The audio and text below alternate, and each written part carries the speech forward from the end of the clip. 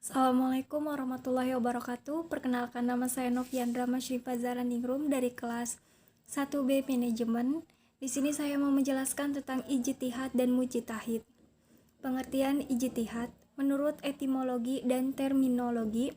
Pengertian ijtihad secara etimologi memiliki pengertian pengerahan segala kemampuan untuk mengerjakan sesuatu yang sulit. Sedangkan pengertian ijtihad secara terminologi adalah penelitian dan pemikiran untuk mendapatkan sesuatu yang terdekat pada kitabullah, syara, dan sunnah rasul atau yang lainnya untuk memperoleh nas yang ma'ku agar maksud dan tujuan umum dari hikmah syariah yang terkenal dengan maslahat. Menurut Imam Al-Amidi, pengertian ijtihad yaitu mencurahkan semua kemampuan untuk mencari hukum syara yang bersifat dani, sampai merasa dirinya tidak mampu untuk mencari tambahan kemampuannya itu. Selanjutnya ada ijtihad secara bahasa. Secara bahasa, ijtihad berasal dari kata dasar ijtahada yajtahidu.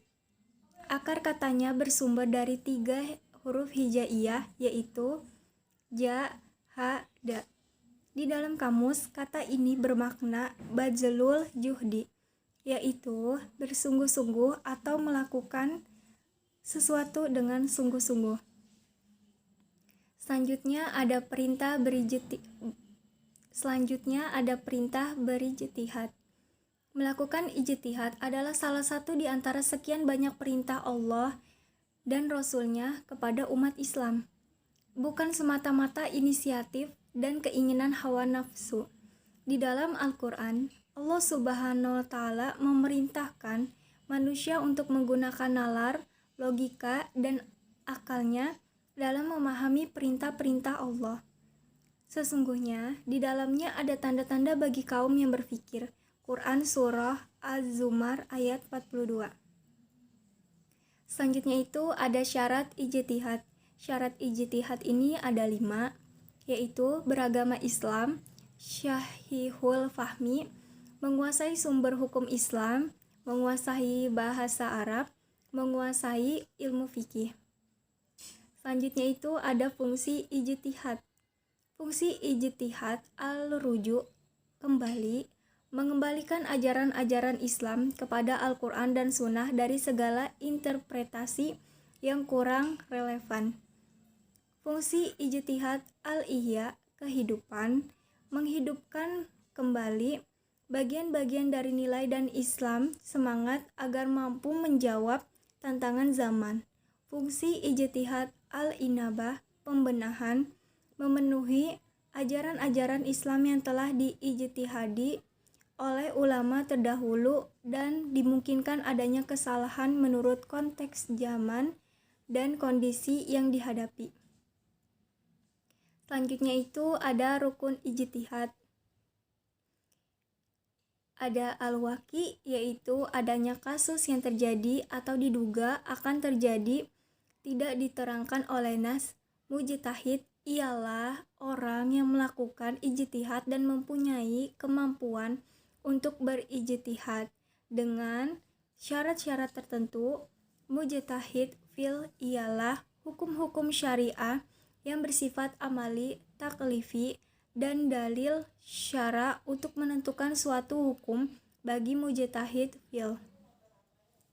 Selanjutnya itu ada kisah ijtihad. Kisah ijtihad pada masa Rasulullah.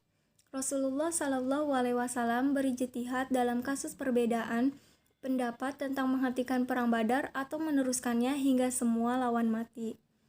Rasulullah Shallallahu Alaihi Wasallam menggelar syura dengan para sahabat lantaran wahyu tidak kunjung turun.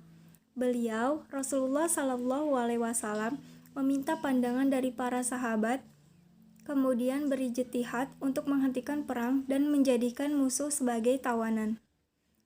Ijtihad sahabat. Amir bin Al-As telah melakukan ijtihad dalam hal-hal yang membolehkan seseorang bertayamum sebagai ganti dari wudhu, yaitu karena faktor cuaca yang amat dingin. Wallahu a'lam. Selanjutnya itu ada syarat mujtahid. Mujtahid adalah orang yang mampu melakukan ijtihad melalui cara istinbat, mengeluarkan hukum dari sumber hukum syariat, dan tatbik, penerapan hukum. Terdapat banyak perbedaan dalam menentukan syarat-syarat mujtahid, adapun syarat-syarat yang telah disepakati. Syarat-syaratnya di sini ada 9, yaitu mengetahui Al-Quran, mengetahui asbab al-nuzul, mengetahui nasikh dan mansukh. Yang keempat, as-sunnah. Yang kelima, mengetahui ilmu dirayah hadis. Yang keenam, mengetahui hadis yang nasikh dan mansukh. Yang ketujuh, mengetahui asbab al-wurud hadis syarat. Yang kedelapan, mengetahui bahasa Arab. Yang kesembilan, mengetahui tempat-tempat ijma. Sekian penjelasan kali ini, kurang lebihnya mohon dimaafkan. Terima kasih. Wassalamualaikum warahmatullahi wabarakatuh.